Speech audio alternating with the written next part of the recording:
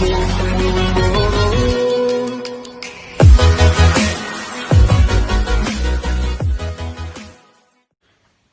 Morning सभी को। देखिए ये लेक्चर उन के लिए है जो कि जेके एसएसबी अकाउंट असिस्टेंट की प्रिपरेशन कर रहे हैं, या फिर उनके लिए है जो कि आगे आने वाले एसएससी के एग्ज़ाम या जेके एसएसबी के एग्ज़ाम देंगे और वहाँ पे एक कंपोनेंट आता है हमारा साइंस का। उस साइंस के कंपोनेंट को मैं डिस्कस करूँगा इन प्लेलिस्ट में जो मैं लेक्चर आज से शुरू कर रहा हूँ।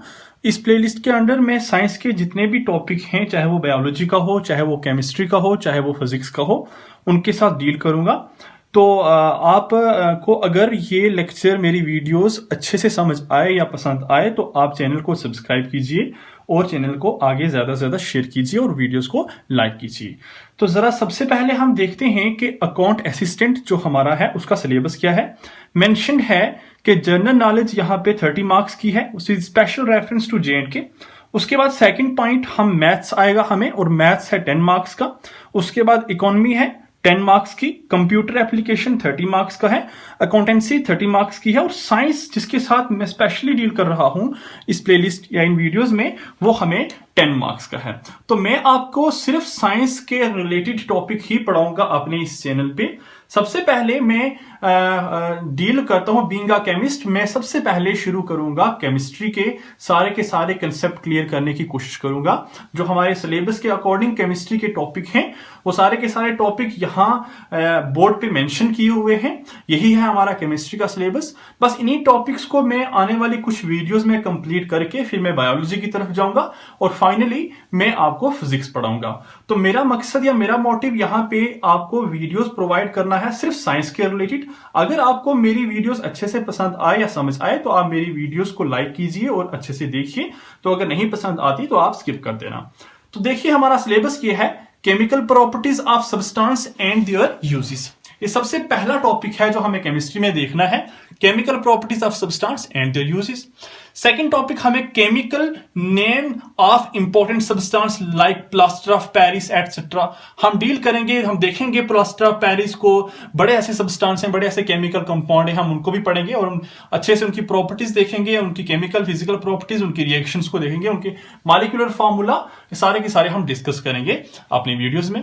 उसके बाद केमिकल चेंज क्या होती है और फिजिकल चेंज क्या होती है ये हम पढ़ेंगे आराम से, एक लेक्चर इसका भी बनेगा। उसके बाद गैसेस की प्रॉपर्टीज को देखेंगे, सरफेस केमिस्ट्री क्या है, और केमिस्ट्री हमारी डेली लाइफ में, हमारी मेडिसिनल पॉइंट ऑफ व्यू के अकॉर्डिंग, हमारी एग्रीकल्चरल पॉइंट ऑफ व्यू के अकॉर्डिंग हमें तरह तरह की जो इंपॉर्टेंस है केमिस्ट्री की वो हम डील करेंगे। देखिए हम टू द पॉइंट अपने सिलेबस के अकॉर्डिंग रहेंगे, कोई भी सिलेबस के बाहर वाला टॉपिक नहीं ऐड किया जाएगा। तो जो यहाँ पे लेक्चर बनाए जाएंगे वो टू द पॉइंट होंगे और प्रिसाइज होंगे और सारे के सारे इफेक्टिव होंगे, एक एक बात इंपॉर्टेंट होगी। तो अगर आपको वीडियोस अच्छे लगे तो आप आराम से देखिए और आराम से समझने की कोशिश कीजिए। तो आइए शुरू करते हैं अपना पहला topic, chemical properties of substance and their uses. देखिए सबसे पहले हमें जो केमिकल प्रॉपर्टीज ऑफ सब्सटेंस को डिस्कस करना था, उसको पढ़ने से पहले हमें यह पता होना चाहिए कि व्हाट इज केमिकल प्रॉपर्टीज। तो इसमें मैं आपको बताऊंगा कि केमिकल प्रॉपर्टीज क्या होती हैं और फिजिकल प्रॉपर्टीज क्या होती हैं। तो सबसे पहले मैंने दोनों की डेफिनेशन यहां पे लिखी हुई है। देखिए फिजिकल प्रॉपर्टीज है properties that describe the physical characteristic of a substance and not how the substance behave chemically. ये हमें ये कहता है कि फिजिकल प्रॉपर्टीज ऐसी प्रॉपर्टीज होती हैं जो कि सिर्फ फिजिकल कैरेक्टरिस्टिक के बारे में बताती हैं, वो ये नहीं बताती कि वो सब्सटेंस केमिकली कैसे बिहेव करता है। फॉर एग्जाम्पल हम देखते हैं, हम अगर आपको पता है तो देखिए मेलेबल क्या होता है। मेलेबल हम जानते हैं कि मेलेबल वर्ड का मतलब है कि कोई भी ऐसा सब्सटेंस या मेटल जिसको हम शीट में कन्वर्ट कर पाए, मेटल जो कि इजिली शीट में कन्वर्ट हो जाए उसे हम बोलते हैं मेलेबल। और हम जानते हैं कि ये मेलेबल या शीट में कन्वर्ट होना ये उसकी केमिकल प्रॉपर्टीज को एक्सप्लेन नहीं कर पाता, ये सिर्फ उसकी फिजिकल स्टेट को एक्सप्लेन करता है कि कोई चीज पहले किस फॉर्म में थी अब वो शीट में कन्वर्ट हो गई है। तो मेलेबल जो है ये हमारी फिजिकल प्रॉपर्टी है किसकी, मेटल की। सिमिलरली अगर आपको बोला जाए कि डक्टाइल क्या है, डक्टाइल तो डक्टाइल क्या होता है कि कोई भी हमारा मेटल, जिस मेटल को हम क्या करें, वायर्स में कन्वर्ट करें, तो जो मेटल जिसको वायर्स में कन्वर्ट किया जाए हम बोलते हैं वो मेटल हमारा डक्टाइल है, या उस मेटल की प्रॉपर्टी है डक्टाइलिटी। ठीक है, तो मेटल की प्रॉपर्टी डक्टिलिटी है, मतलब वायर में कन्वर्ट हो सकता है, इसका मतलब ये उसकी फिजिकल प्रॉपर्टी है। पहले किसी और फॉर्म में था, अब वायर में कन्वर्ट हो रहा है, that come under the physical properties of that very metal. ठीक है, फॉर एग्जांपल कॉपर है, कॉपर वायर में कन्वर्ट हो सकता है इजिली, तो इसका मतलब वो कॉपर डक्टाइल है। सिमिलरली फॉर एग्जांपल आप घर में चूल्हा है आपका, तो आप चूल्हे में पानी को बॉयल करेंगे, गैस पे पानी को बॉयल करेंगे, बॉइलिंग पॉइंट वाटर का 100 डिग्री सेल्सियस है। जैसे ही 100 degree Celsius boiling point water का पहुंचा, आपका वाटर क्या हो जाएगा, वेपर्स में कन्वर्ट हो जाएगा। यही बॉइलिंग पॉइंट वाटर का जो कहलाता है फिजिकल प्रॉपर्टी, इसी बॉइलिंग पॉइंट को हम बोलते हैं, ये बॉइलिंग पॉइंट उस वाटर की क्या है, फिजिकल प्रॉपर्टी है। पहले वाटर लिक्विड फॉर्म में था, अब वाटर गैसियस फॉर्म में है या वेपर की स्टेट में है, दैट इज बॉइलिंग पॉइंट क्या हुआ, फिजिकल प्रॉपर्टी हुई। मतलब ये बॉइलिंग पॉइंट हमें ये नहीं बता रहा कि वो पानी रिएक्ट कर रहा है किसी के साथ, या उस पानी में रिएक्शन हो रही है, ये सिर्फ फिजिकल चेंज के बारे में बता रहा है, ये सिर्फ उसकी लुक चेंज हो गई है, उसकी अपीयरेंस चेंज हो गई है, उसके कैरेक्टरिस्टिक चेंज हो गए हैं, बस उसके बारे में हमें बॉइलिंग पॉइंट मेंशन कर रहा है। मोरओवर एक और एग्जांपल मैं आपके सामने डिस्कस करता हूं, वो है viscosity. Viscosity viscosity for example घर में अगर है आपके पास वाटर है, और एक बीकर में आपके पास ऑयल है, और एक बीकर में आपके पास हनी है। ठीक है, तो 3 बीकर हैं, इन तीनों बीकर में हमारे पास लिक्विड तो है, लेकिन देखा गया कि वाटर जो है वो कम घना है, उसकी विस्कोसिटी कम है, ऑयल ज्यादा घना है, उसकी विस्कोसिटी वाटर से ज्यादा है, और हनी सबसे ज्यादा कंसंट्रेटेड है या घना है, उसकी विस्कोसिटी सबसे ज्यादा है।